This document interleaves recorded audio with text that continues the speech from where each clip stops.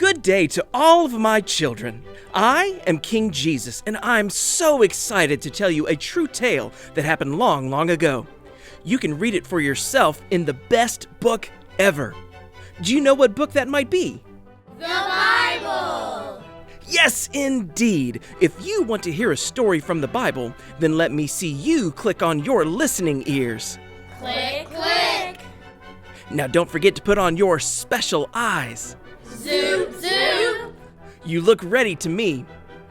Once upon a time, there lived a girl named Esther. Can you say Esther? Esther! Esther was one of God's people. She lived with her cousin Mordecai, and the two of them loved God very much. When Esther grew up, the king of her land, King Xerxes, chose her to be his queen. She got to live in the palace, play dress-up, and wear all of the fancy jewelry. But the king had a helper in his palace named Haman, and Haman did not love God or God's people.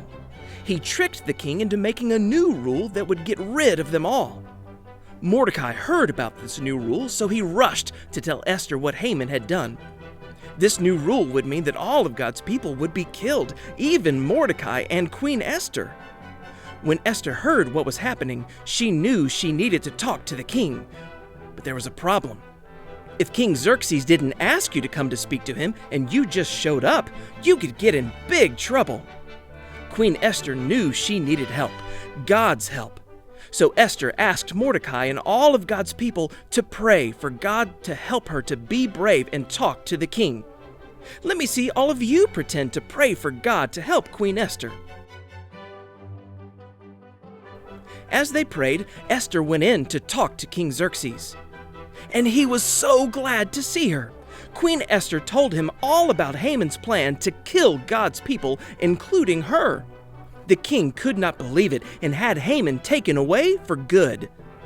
God's chosen and special people were now safe, all because Esther knew that she needed God's help.